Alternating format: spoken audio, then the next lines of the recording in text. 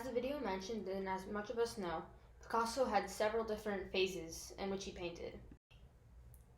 He had the blue phase, then there was the rose phase, there was the neoclassicism period.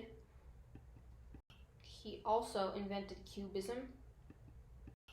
But what the video is trying to teach us is how to decipher his artwork. The video mentions 5 different ways to learn to understand his artwork. The first way is your first reaction. Your first reaction explains a lot about the painting. Like for instance, in this painting right here, which is not necessarily Picasso's, the first thing you notice is 2 people playing an instrument, which is normal.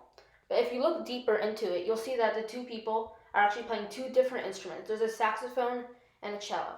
And I'm sure you didn't look straight to the back of the image. So this is one example how you kind of just look at the big main thing first. Number 2 is the content. So if you look at this picture down here, which is not a Picasso painting either, your first instinct is probably like a giant chameleon monster in the background. But if you dig a little bit deeper to look at it, you notice it's all butterflies and flowers, which actually gives it more of a lively feeling and shows you about the greatness of nature. The third way is historical content. In this picture that I'm about to show, it's about 9/11, and this was clearly painted to help raise American spirits. Now, I didn't really research this painting, but I can tell that this was made around 9/11 time, probably in hopes to raise American spirits.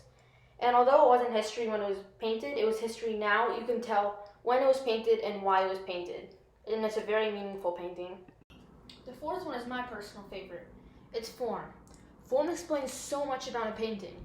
It shows what kind of painting it is, and that, in my opinion, is why it is so important. Here I'm going to show a few out of the very many types of forms. For example, here's a mosaic, which is mainly focused on squares. And then there's this painting right here, which is made up of almost entirely circles. And this one, which is made up of entirely triangles, and comes to show that geometry plays a major role in forms of art. The final one is personal content. Personal content shows a lot about the characters in the picture, which some are based off of people in real life, and some are just made up characters.